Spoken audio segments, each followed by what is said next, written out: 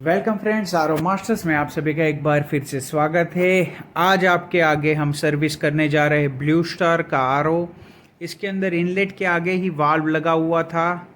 सबसे पहले आपको मशीन को कैसे ओपन करना है वो सिखाएंगे और उसके बाद उसमें ट्रबल शूटिंग क्या होती है वो भी सिखाएंगे, कौन सी ट्रबल होती है और उसको सॉल्यूशन क्या है।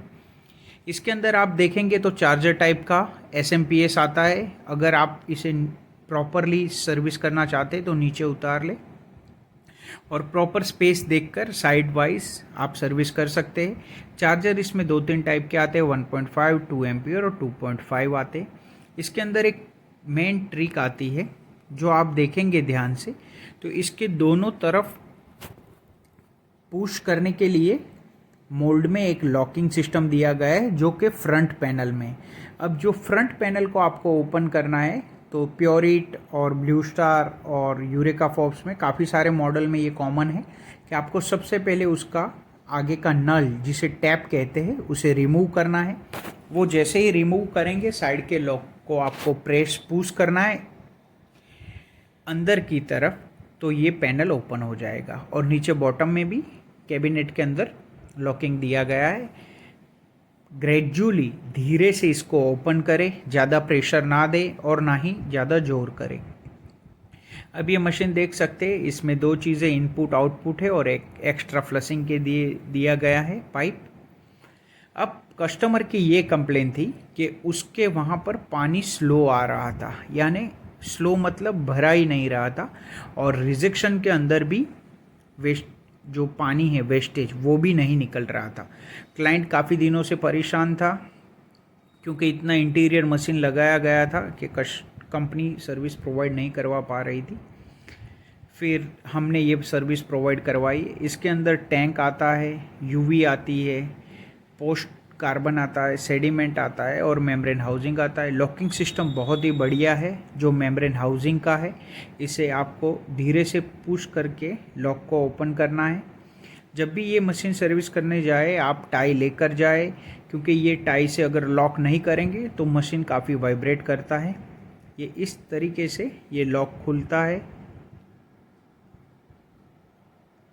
और ये सेडिमेंट कार्बन फिल्टर है और प्रॉपरली फिट किए गए हुए हैं ये पोस्ट। अब इसके अंदर सबसे पहले आपको इनलेट वाल्व बंद करके सेडिमेंट फ़िल्टर चेंज करना है। यहाँ पर कस्टमर ने ऑलरेडी खुद से किया था और वो शायद एयर निकालना भूल गए थे, जिसके कारण मशीन के अंदर ये सोलोनॉइड वाल्व का प्रॉब्लम आया था। अब सोलोनॉइड वाल्व का ही प्रॉब्लम है, ये कस्टमर के आगे कंफर्म करने के लिए हमने सबसे पहले सिस्टम को डायरेक्ट चेक किया। उसके अंदर हमने सबसे पहले वाल्व को ऑन करके देखा कि सेडिमेंट कार्बन में एसवी से पहले पानी निकल रहा है या नहीं निकल रहा। तो वो पानी प्रॉपर निकल रहा था। और जैसे ही उसके बाद सेकंड स्टेज के अंदर हमने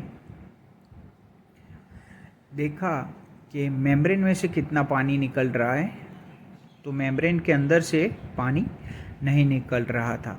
उसके बाद हमने मेम्ब्रेन हाउसिंग की लाइन खोलकर हमने चेक किया तो वो पानी भी नहीं निकल रहा था। फिर हमने डिसाइड किया कि अब हम एसवी को चेक करेंगे और एसवी के अंदर से पानी नहीं निकल रहा था। सेडिमेंट कार्बन में से पहले बताया वैसे पानी निकल रहा था। अब कस्टमर के आगे हमने एक बार डायरेक्टली सेट करके देखा, तो डायरेक्ट करने के लिए हमने सेडिमेंट और कार्बन दोनों फिल्टर में से जो पाइप आती है उस पाइप को हमने पंप के इनपुट के अंदर एसवी को बाईपास करके कनेक्ट किया और उसके बाद डायरेक्ट पानी स्टार्ट हो चुका था।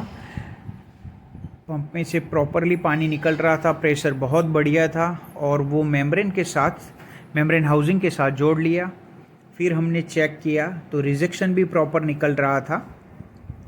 मशीन ड्राई रन हुआ था इसलिए एयर निकलने में थोड़ी देर लगती है, वो निकल चुकी थी। उसके बाद प्रॉपरली मशीन वर्किंग कर रहा था। अब हमने डिसाइड किया कि हम एसवी चेंज करेंगे और सेडिमेंट और कार्बन के एल्बो को भी हमने जब ओपन करके देखा तो उसमें भी मिट्टी आ चुकी थी। ग्रेविटेशनल प्रेशर कम था क्योंकि टैंक की हाइट थोड़ी कम थी। अब हमने मशीन को वहाँ पर पूरा सर्विस कर लिया था। इसके अंदर मेनली 3 प्रॉब्लम्स आती है। एक होती है इसके पावर सप्लाई की, दूसरी एसवी की इस कंपनी के आरओ में, और तीसरी आती है इसमें बीप बीप साउंड करता है तब यूवी ट्यूब का दिक्कत आता है। यूवी ट्यूब कंपनी में ही मिलती है, उसके अलावा मार्केट में इजीली अवेलेबल नहीं है, पर फिलिप्स और ओसराम के अंदर ये यूवी अवेलेबल है। अगर आपके आसपास में कोई लड़का है जो ये चीज़ सीखना चाह रहा है तो हमारे वीडियो को शेयर करें, हमारे चैनल को सब्सक्राइब करें और ज़्यादा जानकारी के लिए हमारे दिए गए नंबर पर कांटेक्ट करें।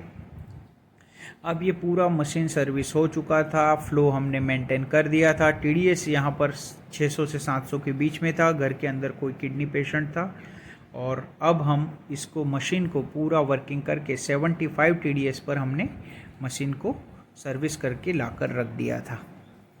और यहाँ पर ये मशीन बहुत ही बढ़िया है कंपनी का और फिटिंग्स काफ़ी अच्छे है। इसको सिर्फ आपको कैबिनेट का फ्रंट पैनल ओपन करते टाइम आपको ध्यान रखना है। ऐसे अगर कोई दूसरा कोई मशीन या ऑड मशीन का सर्विस आप देखना चाहते हैं तो हमें कमेंट करें। आप सभी का धन्यवाद। चैनल को सब्सक्राइब